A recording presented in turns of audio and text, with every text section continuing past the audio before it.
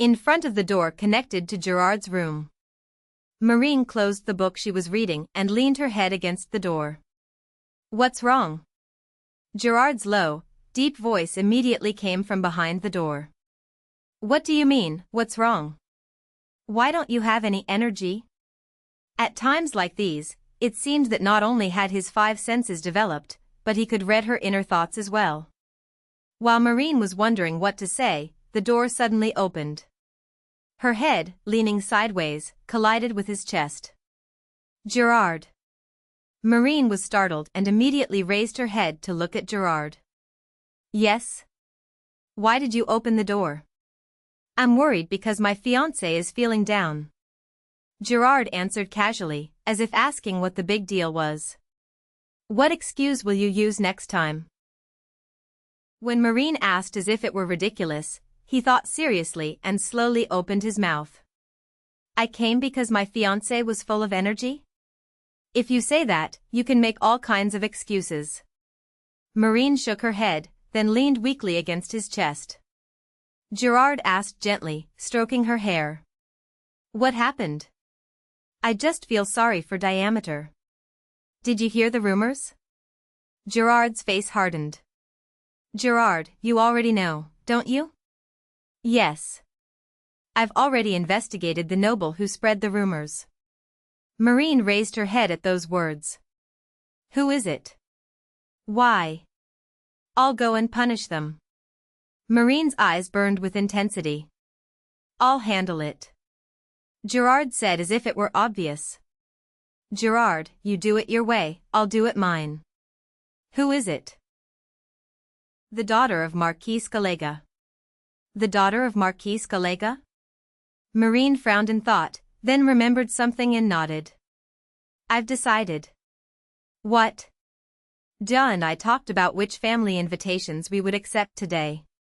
We chose a friendly family, but we need to postpone that and go to the Marquis of Scallega first." "You received an invitation from her too?" Gerard's voice dropped with anger.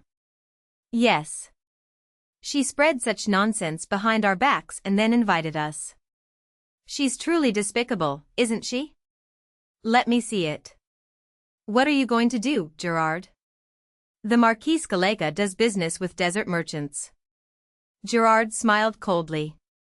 The company would soon go bankrupt. That was how one should deal with people who bothered them. Marin clicked her tongue. "Let's do our best." "Agreed." Marin tried to lift her head from his chest, but he pressed her head back down. Marin raised her face and looked at Gerard. "I like this position. Aren't you going back?" "Do I really have to go?" There was slight dissatisfaction in his voice. "Yes. You really do have to go, don't you?" Marin lifted her head from his chest and spoke firmly. "I'm a bit tired. Let's rest a little," and then, Marin immediately pushed him back. Though he wasn't someone who could be moved by her strength alone, he obediently stepped back into his room. "Just a little, good night." Marin smiled and bid him farewell by closing the door. In front of the palace of the Marquis de Scallega stood a diamond carriage so dazzling it nearly blinded the eyes. When a cold-looking maid descended from the carriage, two women appeared behind her. The Marquis's daughter, with reddish-orange hair and a composed appearance, received them warmly. "Hello, Miss Audria, Miss Schwenz. Thank you for coming to my tea party. I am Helena of House Scallega." "It's nice to meet you, Miss Scallega." As the two greeted her, Helena smiled with sparkling eyes and led the way inside. "Everyone is waiting. We're on time, but it looks like we're late." "Everyone is very eager." Helena smiled innocently and replied. Following her guidance, they entered the garden where the tea party was being held. The garden was filled with a sweet fragrance, and colorful roses bloomed under the blue sky. A tea party in the rose garden. As written on the invitation, roses were beautifully arranged not only throughout the garden but also on the white tables. The curious gazes of the young ladies, gathered in groups of 2s and 3s, focused on them. "Miss Audria and Miss Schwenz have arrived." Please welcome them warmly." As soon as these words were spoken, the young ladies rushed over all at once. While they frantically exchanged greetings, at some point, Marin and Dia ended up sitting separately, each surrounded by groups of ladies. Helena, observing this, secretly sneered and looked at Dia with cold eyes. She had naturally expected the first dance and first appearance to be with him. However, the crown prince never left the count's daughter's side. As if it were love at first sight. Still, she hadn't lost hope. The count's daughter, who had lost her parents, had been planning to leave for the West soon. However, that last remaining hope was shattered by the news of the couple's engagement. The position of crown princess had been stolen. "Miss Audria, is that the necklace you wore to the debutante ball?" one of the ladies asked, unable to take her eyes off the diamond necklace. Jealousy and envy were evident in the ladies' eyes as they gazed at the black opal necklace sparkling with 5 colors.